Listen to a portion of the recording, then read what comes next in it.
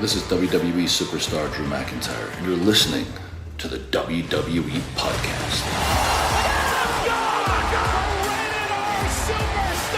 The champ is the one that everybody wants, me. Becky Lynch is going to WrestleMania. Claymore! Austin 316 says I just whipped your ass. This is my iron. You're going to acknowledge me. Hey everybody, welcome to the Mailbag. It's Friday. It is August 9th, 2024, and we are going to start off here with your thoughts on SummerSlam. I haven't looked at any of the emails, so I don't know what you guys are going to be talking about, but I would imagine it's a lot of SummerSlam, probably some Bash at Berlin, Roman's return, Seth's quote-unquote injury. Although, if you haven't heard, the reason that Seth Rollins was destroyed on Monday Night Raw by Bronson Reed is to write him off TV.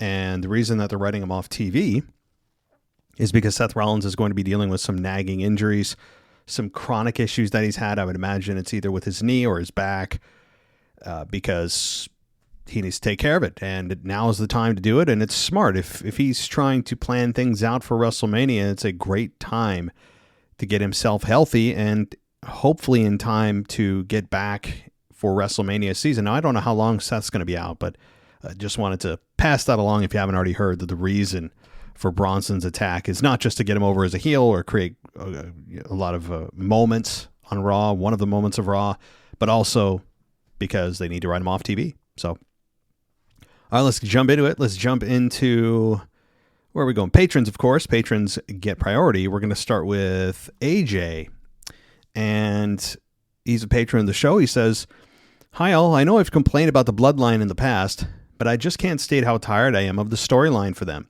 and absolutely sucking up all the oxygen in the main event scenes, such as main eventing the last 5 WrestleMania's event nights. I'm not a big Roman fan, but how long do you until he disappears for 3 to 4 months again and we're stuck with Solo and the other three ending every SmackDown and pulling everyone else down into the boring, repetitive finishes, just waiting for Roman or Rock to come back, or 2 dates and disappear again until Mania, where the story will inevitably main event both nights again while other wrestlers are left with scraps, especially on SmackDown because the bloodline kills half the show, and people wonder why Bayley's run felt boring. My positives are that Punk didn't get hurt, and it was fun watching SummerSlam with my dad, who hasn't watched WWE since Stone Cold. Sorry for the long rant. I'll listen to this and episodes I missed on my 13-hour drive this weekend." Well, very cool. And enjoy the ride. Be safe. Yeah, I mean, we've been living in a Roman Reigns bloodline world for 4 years now. If you remember, the whole thing started at SummerSlam 2020. I remember I was on vacation when Roman turned heel. And we were all flabbergasted. And remember the tagline for that SummerSlam was, "You'll never see it coming." Vince's clever tagline to tell the fans, you're not going to see this one coming. And we didn't. And it has worked out beautifully. The Roman Reigns heel turn has been one of the biggest, if not the biggest storyline consistently over the last 4 years. And there's been very different iterations, a lot of different varieties of the bloodline. It started with Jay, but Jay and Roman had their battle at the beginning, if you remember. I mean, they didn't get along, and then Jimmy came along to try to help Jay and then ended up aligning with Roman, and then the Usos eventually both fell into line with Roman after some dispute, and then Solo comes along, and then Jay defects, and then Jimmy defects out. Sami Zayn comes in, Sami Zayn defects. Actually, he was the first one. And then Jay, and then Jimmy, and then Jay comes back with no explanation, and then there's a civil war. And I mean, so they've had very different iterations. And then, of course, The Rock is injected into this whole thing. And now we have a whole new bloodline with Solo at the front of it. And he's going to be the one facing off against Roman's OG bloodline. Now, how does The Rock factor into this? You'd imagine he's going to be the one heading up the new bloodline while Roman heads up the old bloodline. And then you're off to the races with Roman versus Rock, maybe. Because I have to say, Cody versus Rock does not interest me nearly as much as Roman and Rock does and continues to. It's been how many years now, and we still have not got Rock Roman. So there's no excuse for it this year. The hell with Cody and Rock. I don't care about that. You can do it. You can do it at another event. You can do it at Royal Rumble. You can do it at SummerSlam if they want all the way next year. They can do it at a Survivor Series. You can do it at a Saudi event. I don't really care. I'm interested in the match, just not nearly as much as Rock Roman. And if I die without getting that match, I'm going to haunt every member of the creative team until the end of time. So my point about all this, the long way around of saying that we kind of got to get used to this for a little while longer. The bloodline is going to suck all the oxygen out of the room. They continue to. But you know what they're also doing? They're sucking all the dollars out of the room. They're a money-making machine. With their merch, the ratings continue to prove it. You'd have more of a case to say we need to move on from bloodline stuff if the ratings didn't pan itself out to be such a spike every single time that they're on TV. Minute by minute, you can see it. On top of it, The Rock has yet to come back and tell his side of the story with this thing and maybe have his match with Cody, which is going to happen, and then eventually face Roman, and how does he factor in, and all of that. So, I mean, we're still far from done. I could see a year from now, literally a year, post WrestleMania 41, where we're talking about, all right, we've done this combination, we've done that combination, we've done OG Bloodline versus Solo's Bloodline, we've done Cody and Rock, we've done Rock and Roman. It's time to maybe think about ending this. But if you're WWE, you're making money and you continue to print money with the Bloodline. I mean, it's tough to say to disband this group. It's really difficult to do. Money talks, ratings talk. And right now, they're giving us both of those. And if I'm an organization that is concerned about those metrics, then what am I doing messing with something that's working? So I totally hear you, though, from just a pure outside perspective, not caring about dollars or ratings, just a pure viewing perspective as a fan. It does sometimes get overbearing where everything's bloodline all the time. I get it. All right. Thanks, AJ. Let's go to another patron, Joel. Joel says, hey, Matt, SummerSlam was epic. By far my best WWE experience. Just a couple notes about the show. I went home and rewatched it. And honestly, I think WWE had the crowd volume turned way down because outside half of the Bayley-Nia match, the crowd was bumping. It was so much louder than what I heard on TV. I was slightly disappointed in the merch stands inside the stadium. Not great for variety. There was a superstore set up a few blocks away, but I wasn't ready to stand an hour in line. Overall, though, to sum it up, I'm still floating from the experience, topped off by nearly being run over by a golf cart carrying Drew McIntyre. So glad I was able to tell him how much I enjoyed the ass kicking he delivered on Punk. Pretty sure I was the only one booing him, and Cody too. The little kid in front of me was shooting me daggers. As far as Monday goes, it felt like Raw after Mania to me. Love that they actually gave us the why as to why Randy was there. I'm definitely rocking with Judgment Day 3.0, and the Wyatt 6 did not disappoint. Sorry for the length, but my in-person review is more interesting than what Cody has to talk about. Thanks, Joel. Yeah, but one thing before I respond to your email, and thanks for the email, Joel, is those of you that are Cody fans, this is a legitimate question. I think I've posed this before, but I haven't got an answer. Those of you that have been supportive of Cody, wanted Rock to go away and have Cody win, and you're a Cody fan and you love everything he does and his little mannerisms and his perfectly cut hair and his bleached teeth and his manicured hands and the way he speaks and his dog and all of the stuff that makes me want to jump out my window, is a serious question. Do you think that so far Cody Rhodes' run as champion has delivered, or do you think it has been underwhelming? I'm trying to be as objective as I can. I don't think it has really lived up to the hype. But what could that hype really deliver, though? You know, like, here's what we have to understand as fans. Especially with baby faces, the money is almost always in the chase. Trying to get behind the baby face to finally topple the heel, and then you get that moment, right? The chase is where the money's at. The excitement's where the chase is at. Rarely is it the excitement when he's trying to hold on to the title. So I can't really fault Cody and the creative team too much, because the way that title runs usually go, especially for babyfaces, and really almost exclusively for babyfaces, is that the money is in the the chase. So that's kind of the way it works. So you can't really expect the excitement and anticipation to be as intense as it was leading up to him winning. And for the heels, it's kind of the opposite. Now, the money's usually in the length of the run, how they continue to sneak out of title victories or whatever the case. So it's almost the inverse for heels. You don't really care about their chase. You care about them just having to lose it, right? So their money's in the length of their run and how they win or how they continue to win and avoid the title being dropped. But anyway, that was a legitimate question to those of you who are Cody fans. Back to your email, Joel. Careful with the golf cart, number one. Number two, I had a feeling that the audio that we heard on TV didn't match what you probably heard in person. And I don't know if it's WWE purposefully turning down the volume. I don't know why they would want to do that. You want it as loud as possible for an at-home experience. I think just acoustically, the mics that WWE has simply just don't pick up the noise when you're in a stadium as well as when you're in the stadium. For whatever reason, the human ear in the stadium can hear it better than these high-end, expensive microphones that cannot relay it correctly back to the viewer at home. I don't think it was a deal where they turned down the volume because there's no benefit in that. I mean, they did it during Roman Reigns' babyface run, if you remember, during the Big Dog run for how many years? 5-6 years. And there were times the crowd would boo him and the crowd would tone that, or the production team would turn down the boos because then the perception at home would be a little bit skewed to what they want you to do and think. But for this case, there'd be no reason to do that. Again, I think it's just a matter of the acoustics in the building with the noise escaping into the sky.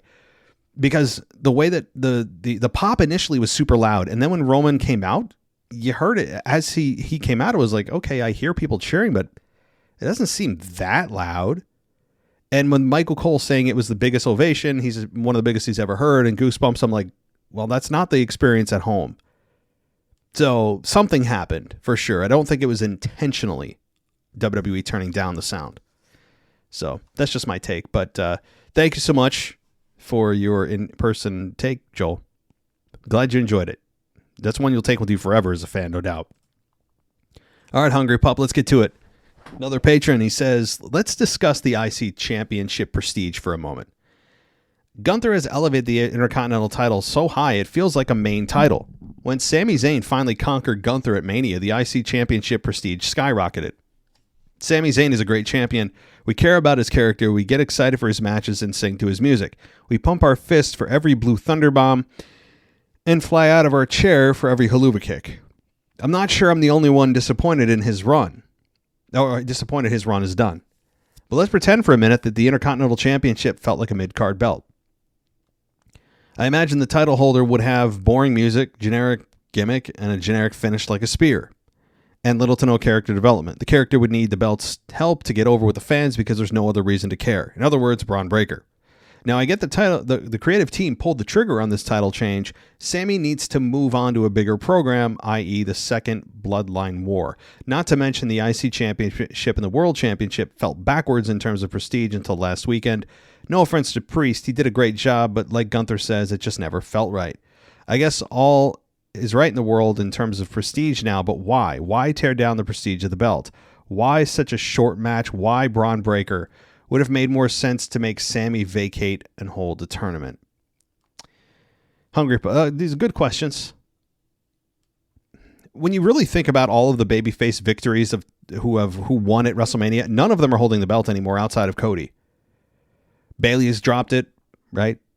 Obviously, Sami Zayn has dropped his Intercontinental Championship, and I have to be honest, I continue to say this, I never felt right with Sami winning at WrestleMania anyway.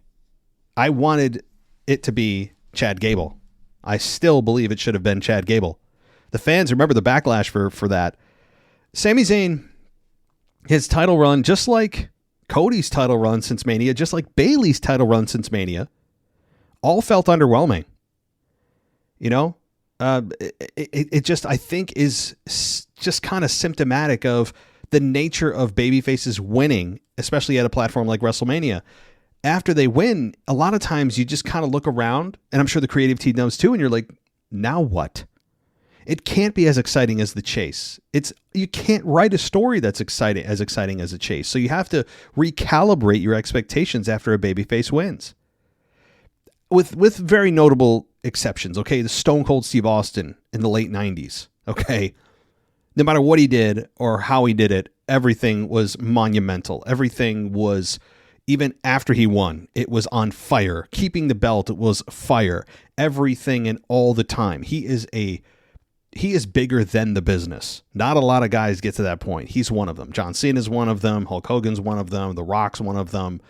Yeah, very few get bigger than the business, and Austin was bigger than the business at that point. And so, but for the rest of us living in today's world, the chase isn't nearly, or the victory isn't as near as exciting as the chase. So anyway, putting all that into this, my answer again, you have Braun Breaker, who is on the ascent, right? Braun Breaker's a guy that's still in the development. They haven't even found music for him yet, for God's sakes. But he is definitely a case of the belt trying to make the guy. I'm not a fan of that way. It's a way you can do things, but it's a way I don't like things generally done. I'm not saying never.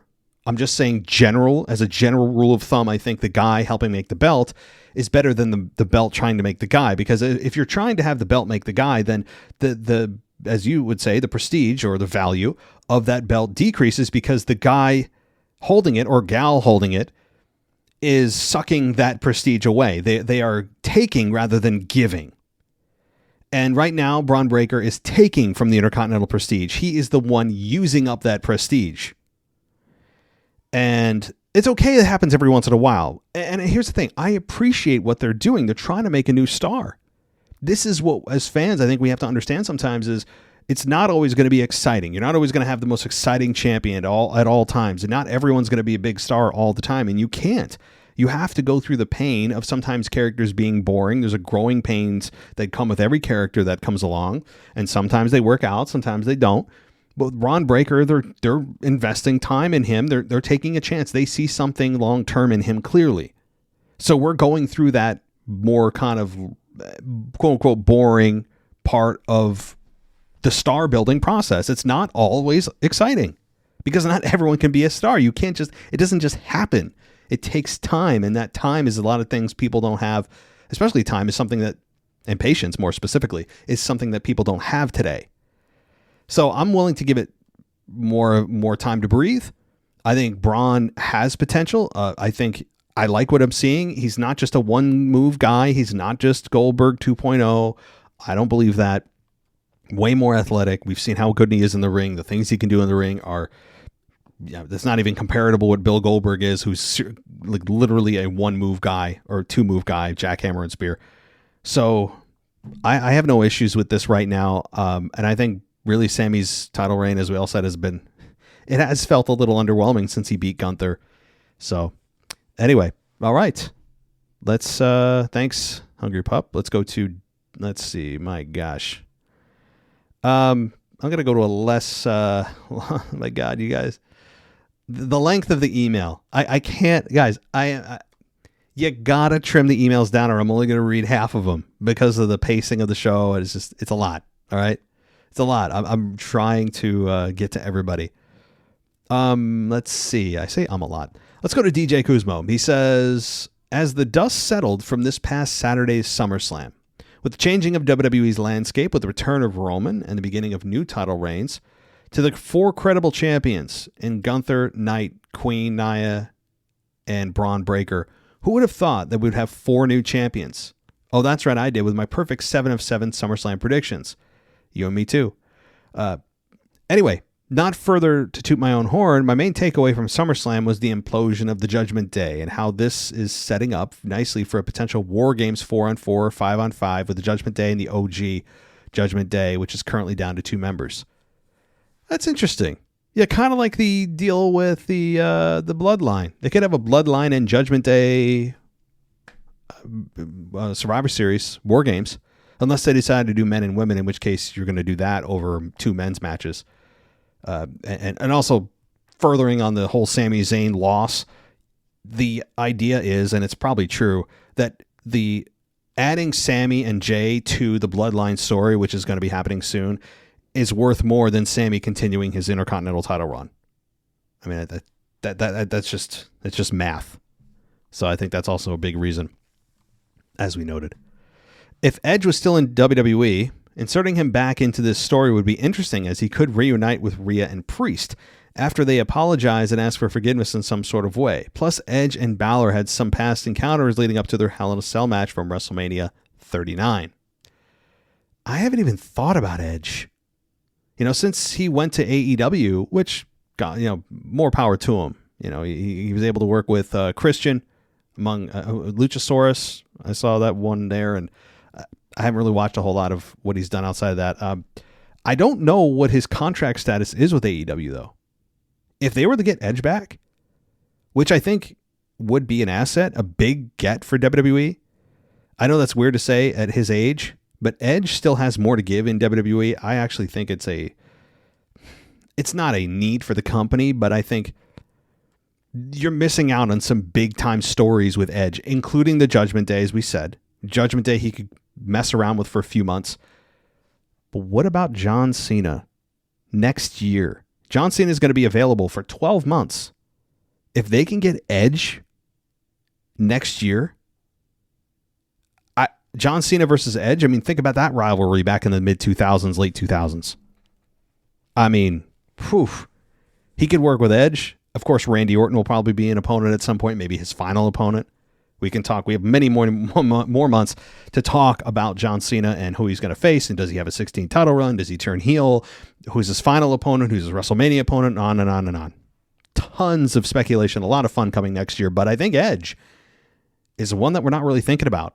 Not just for potentially facing John Cena next year, but also for this storyline with the Judgment Day. One last thing to mention. How about Odyssey Jones finally debuting on Monday Night Raw? Almost 2 years in the making. The guy was drafted to Raw in 2023, and this year he hasn't made an appearance until this week with the New Day. I totally get the comparison of him and Mark Henry, but let's see how creative places him in the story angle with the New Day versus Final Testament. Plus, what's up with Xavier Woods, as he is not too thrilled about Jones aligning with the New Day? Is Xavier turning heel? Well, yeah, with Odyssey, I mean, I think that's the tease. And what my guess is with Xavier is they're putting feelers out there. Maybe they're not fully committed to turning him heel. They're waiting for the fans to respond in kind. Do you agree with what we're about to do? Do you want us to not do that? I think there are times when WWE literally puts it to us and allows us to decide which way they're going to go. Now, they'd say they do that all the time, but they usually have a solid idea. But sometimes I think there's stories that they literally just can't figure out which way to go, and they let the fans kind of guide them. This may be one of them with Xavier. Anyway, this is DJ Kuzma signing off. Have a great weekend. See you on the Discord chat for Friday Night SmackDown. All right, I'll get to your Joe Hendry report. I didn't get to it last week, so I apologize. I'm downloading it now. I'll get it to the back end of the show. Okay, let's go to Dino. He says, what's up, Matty Boy and everybody tuning in? Dino from Scotland. This past weekend is always one of my favorite weekends of the year, with SummerSlam and the start of a new Scottish football, i.e. soccer season, on the same weekend as the team of the champions, Celtic champions, I'm not sure, kicking off on Sunday to begin the new season at Celtic Park, which, of course, I'm always in attendance for. Okay, in the interest of time, I've decided to compress my email and leave some bullet points, as I've got so much to get off my chest. These bullet points are exactly what they are, just bullet points, just a passing mention of things I'd like to bring up, but isn't deep and an in-depth response or any kind of response unless you feel like everyone wants to go there. Okay, got it. All right. Here's your first one. The big men truly shined on Raw. Odyssey, Bronson, and Rowan. I mean, I agree. Odyssey looks really good, and I'm really looking forward to seeing him develop into a star, but at the same time makes the New Day feel a little more relevant again for me. I was like you. I had zero interest in the New Day and would even fast forward right through their matches and segments entirely, but now Odyssey has got me a little bit more interested. I would concur with that. I didn't talk a whole lot about it on my Monday Night Raw review, and I probably should have. I think there is absolutely something there. There's a reason they probably waited, and now that he's involved in the New Day story, it not only makes Odyssey relevant, but the New Day relevant again. I really enjoyed the debut of the Wyatt Six. They really shine. It's the first time in a long time I've sat and applauded in front of the TV screen after the match. That was just great all around. I would agree. I mean, the Wyatt Six, a lot of anticipation there, a lot of expectations. And I think all of those men really delivered. And I'm not just talking about the Wyatt Six. I'm also talking about the Creed brothers and Chad Gable, who continue to impress. And I think this was a win for everyone. It was the main event of Raw, and it deserved to be. It couldn't have gone better, I think, from an in-ring perspective. And they did a lot of nice kind of setting the table, too, of giving you an idea of who everyone is, at least giving everyone their own VHS tape. Very well done. I might be the only one who thought SummerSlam was kind of lame. The only big shocking thing was that we didn't see coming was Finn screwing Priest, but even some people saw that coming. Take away Dom kissing Liv, Finn screwing Priest, and Roman returning. It's really just a normal, average, straightforward PLE. It's B+ for me, I'm afraid. Okay, I have a lot of questions on this. Okay, so number one. So if a B+ to you is, quote, kind of lame, then you just described, at best, my high school GPA. All right, so I guess, yeah, I think I actually ended with a B-. My final average was like an 81. I was just a B student.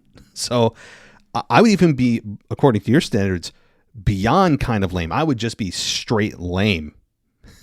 Number two, the idea, okay, so you're saying, well, besides Dom turning on Rhea, besides Finn screwing Priest, besides one of the biggest stars in wrestling returning, there wasn't anything going on. It's like, well, those are three massive things that happened. So, I mean, you can't have every match have every big turn. I mean, so I guess you're naming things that actually made the pay-per-view awesome, and also giving it a B+, which in most people's eyes is very good. And yet you're saying it was kind of lame. I guess I'm reading between the lines, though. To you, what I'm assuming is that you look for big, shocking things. And that's how you really sometimes grade a pay-per-view or a PLE. So that was just a really funny statement, because you give it a B+, you talk about three big things that happened and then said it was kind of lame. So anyway, moving on. Had you implemented my suggestion on time, you would have probably had the first ever winner of the podcast predictor, as you got all of your predictions spot on. Yeah, I know. That's what I get. I mean, that's what I get for not implementing things. I lose. Picking up on your question from the SummerSlam review, where you asked if this is LA Knight's ceiling and about the world title possibly being in the next 12 months, I can't see Gunther dropping the belt anytime soon. I think this reign is going to be a long one, and I mean, he could be champion for at least a year. Agreed. Yeah, I don't think it's LA. It's a really good question, though. I mean, the idea that LA Knight could just be, at the end of the day, end of his career, at the top of his resume is that he was a U.S. champion. That's very likely. But if the support for LA Knight continues, even along this trajectory, I think they have no choice but to eventually make him champion, whether it's undisputed or world. Maybe if there's next year a shakeup and he gets drafted to Raw, I think there's a good chance there. Now, I said that this year and he didn't, but I think next year, maybe with a reset, he could. I noticed Randy said to Gunther about Germany being his homeland when Gunther's from Austria. Germany and Austria share a borderland by the looks of it on Google Maps, but still, it doesn't change the fact it's two completely different countries. Yeah, I mean, that's like saying, I'm from the United States, from New York, but it'd be the equivalent of Randy Orton saying to me that if there's a pay-per-view in Toronto, Canada, or Montreal, Canada, or wherever in Canada, I'm gonna beat you in front of your home country. I'd look at him and be like, bruh, like, no, that's incorrect. I mean, yeah, they border each other, but you could say that about, like, how many countries border one another? Are there any countries that are just islands? Australia, right? So, like, it's just kind of, he's geographically incorrect. I don't care if they border one another. To me, it wouldn't matter if they're on opposite ends of the earth. The fact is, they're two separate countries. So, anyway, I noticed Randy said to Gunther Oh, wait. Oh, no. Already read that. End of bullet points. Last, I'd like to bring up something you and the listeners, and I don't think Alex, the French guy, is going to like. On 2K24, I made a custom podcast, WWE Podcast European Championship, which is available for download if you search for it. Just search for championships and make sure you put in the 3 custom hashtags, the WWE Podcast, European, and Championship. Hit search and you should find it, no problem. The colors of the belt match the colors from your original podcast image. I assumed these are official colors for the podcast, which are red and black.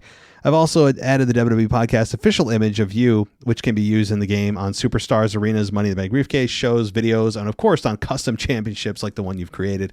Just make sure and remember to enter the custom hashtag, the WWE Podcast, all one word.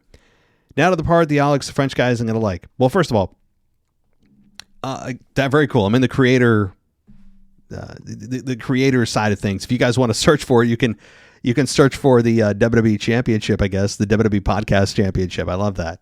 It's a European Championship, but with our logo. I love it. So search the WWE Podcast, the hashtag, anyway. Okay, so what is the French guy not going to like? I have pictures of my created superstar, Dino the Destroyer, with the custom WWE Podcast European Championship belt. I've attached the pictures in this email, so feel to post them on X just as long as you tag me to give credit, and you can post them in the Discord as well. I should point out that these were uploaded on Xbox, so in terms of crossplay with the PlayStation, I don't know that exists, but if you're on Xbox, and you'll be able to find the image in custom championship with no issues. By the way, if anyone wants their ass kicked on 2K and on your Xbox, let me know. My gamer tag is Dino96HH. I know there's people who listen that like to game too, even if while listening to the podcast. If you're interested, I also play the likes of EA FC, GTA 5, and Call of Duty World War II. So feel free to hit me up. In regards to Alex the French guy, I'm just messing with you, buddy. It's tongue-in-cheek. Don't worry, it's a joke. Speak to you next week. All right. A lot of shade being thrown there, but of course, all in good fun. Now, yeah, you guys might want to enjoy GTA 5 because once GTA 6 comes out, no one's going to have a job anymore. We're all just going to sit at home and play GTA 6, which is coming next year. I don't know when. So, I will say I have not. Now, 2K24, for me personally, and you guys everyone has their own lives and free time and all that kind of thing. I would say I have played exactly 0 minutes of 2K24. And it's been out for 6 months now, almost 5 months. I've had time to play 0 minutes of that game. And that's the first wrestling video game that I have not played since, maybe this is going back. WCW NWO Revenge on the N64, which, of course, to WrestleMania 2000, and then one of the greatest video games of all time in wrestling, and No Mercy. And then the SmackDown series took over, SmackDown versus Raw, the originals, 06, 07, 08, 09. And then the SmackDown, or the 2K series after WWE 11. Or no, it started with WWE 12. And then 13. And then it became the 2K 14 took over. And then 15, 16. And then here we are to 2K 24. So suffice to say, this is like the first game in 20 years I haven't played that's wrestling. I have no time. But the rest of you, I'm very jealous. So, good stuff. All right. Let me check on Patreon, the actual site here, because I know sometimes I miss it. Let me go to checking my mailbox on Patreon, guys, just to make sure that those of you, if you did message me, I don't think nobody did. Okay, good. That's a good thing. Not embarrassing, I promise. This is from Aaron. He says, "Hey, I love the pod. I'll get right to it. It's possible Orton could be traded for Jey Uso to set up the OG Bloodline reunion. That would be a clean way to explain brand change. Also wanted to hear your thoughts of Seth versus Drew culminating at Hell in a Cell. Seems like a perfect feud to end in such a manner and hasn't been used in a while." Well, it hasn't been used in a while, but I would say Punk and Drew. Not Seth and Drew. Seth's about to take a bunch of time off.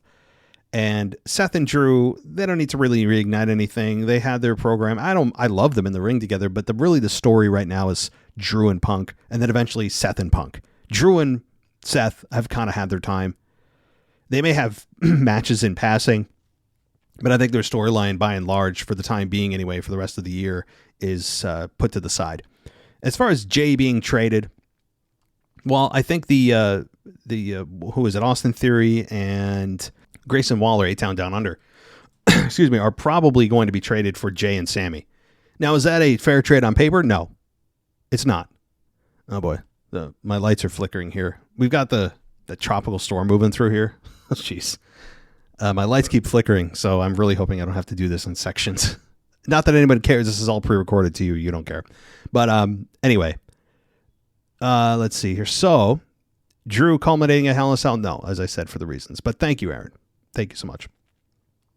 If it sounds like I'm speeding up the mailbag, it's because I don't know if I'm going to lose power here. All right.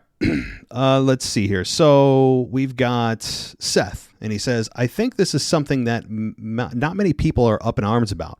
But if we get heel Rock versus babyface Roman at WrestleMania 41, that would be a huge letdown. I'm more and more peeved off by the day that the Rock Roman match never happened due to this fact. It absolutely should be heel Roman versus babyface Rock in Vegas, but it seems as if that ship has sailed due to the Cody dilemma. What are your thoughts on this? This Cody dilemma has a rippling effect that we never thought would happen at this magnitude. It originally was going to be what you wanted, what I wanted, what most fans thought they wanted. Babyface Rock, heel Roman. And I still prefer that. But the fact that the fan movement of we want Cody changed the main event from Rock Roman to Cody Roman, that forced Rock to turn heel, and which we all, if you don't love this heel Rock, I don't know what to say. Most people have agreed, but that doesn't mean you have to follow. Have agreed this is one of the best versions of The Rock. And I would agree, I would concur with that. But now The Rock is heel. And that's what the people expect when he returns, this heel version of The Rock that is ultra entertaining. So do they have to continue that, I would think. And the idea that Roman just turned babyface for the first time in 5 years is monumental. And it's so far been a monumental success. So I think you can't then flip them back. They're both just starting to breathe in their new roles. And very successfully, I might add. See, unfortunately, if you get it this year, it probably will be heel Rock versus babyface Roman. Yes, the good guy, bad guy roles are inversed. But when it comes down to it, people still love The Rock even in this role. Even in this babyface role that Roman has, people will still boo him. And this heel role that The Rock has, people still cheer him wildly. So ultimately, is it that big of a deal? No. I still would rather have it happen than not have it happen at all.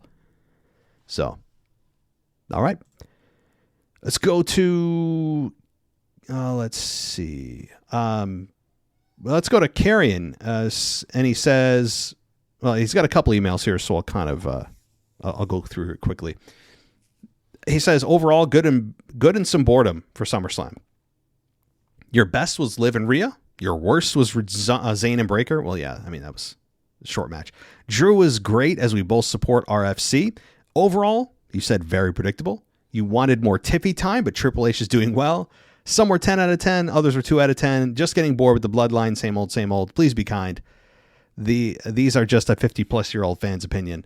And you also said you had some notes from Raw, and you said, I'm a bit worried about this, but it was good. Some highlights.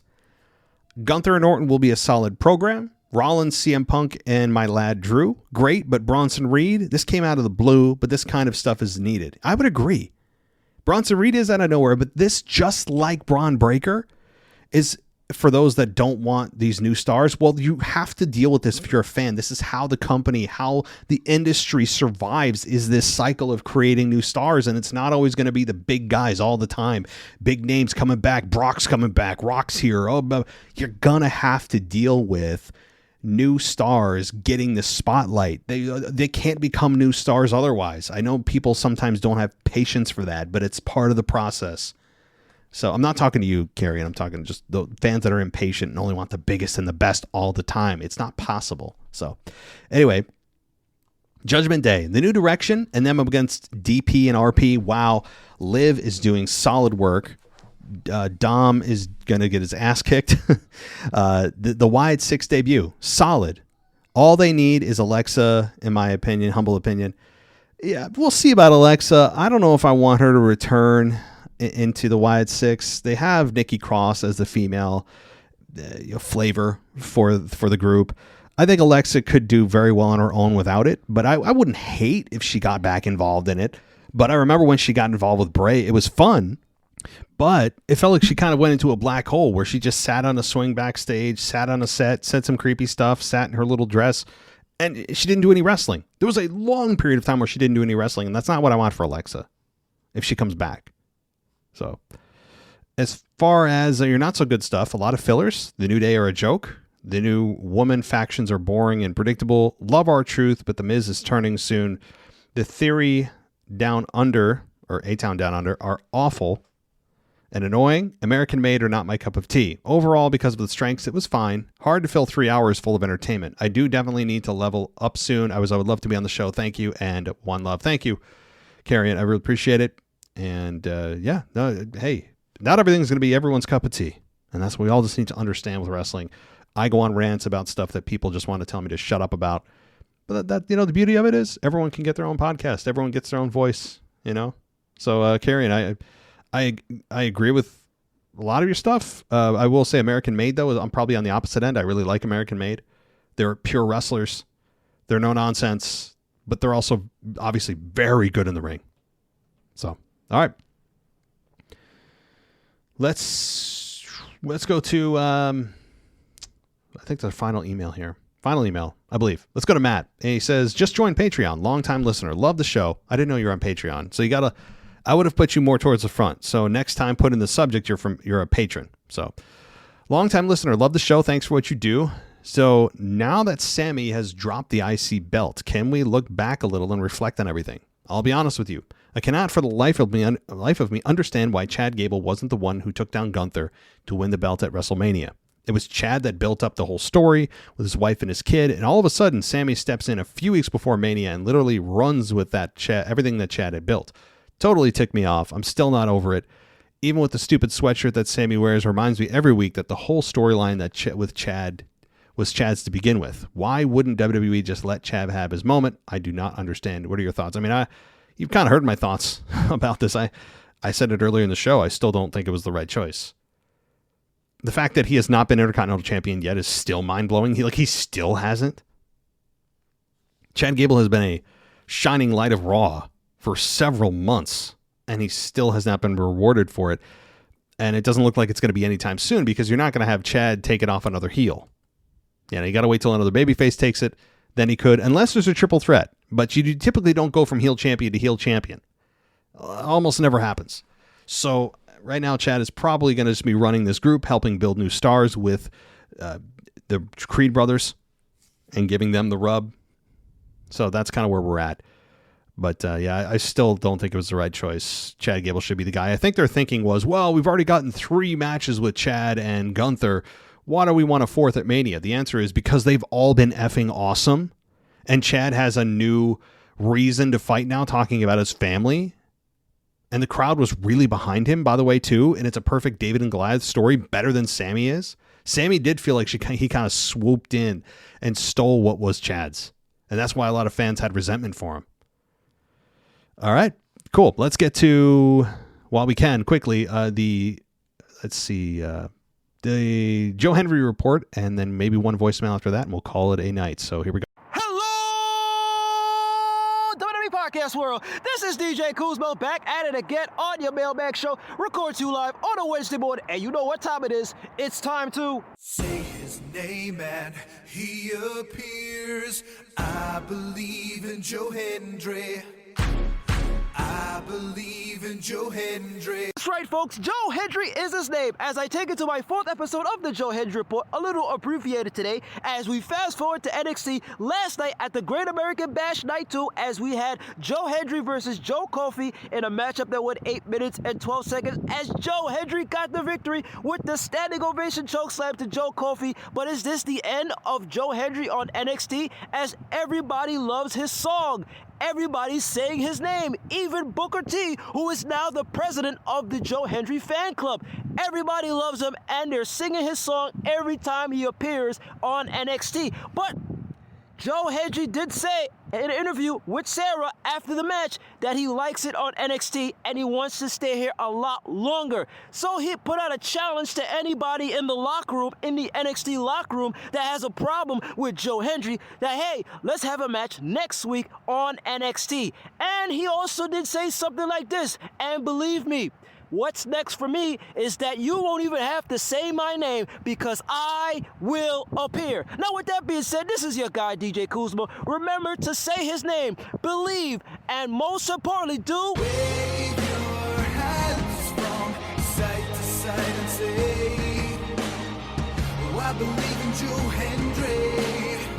Joe Hendry is so prestigious. Once again, this is your guy, DJ Kuzmo. Have a blessed week. Be kind to one another. Stay safe, my friends. Believe and peace.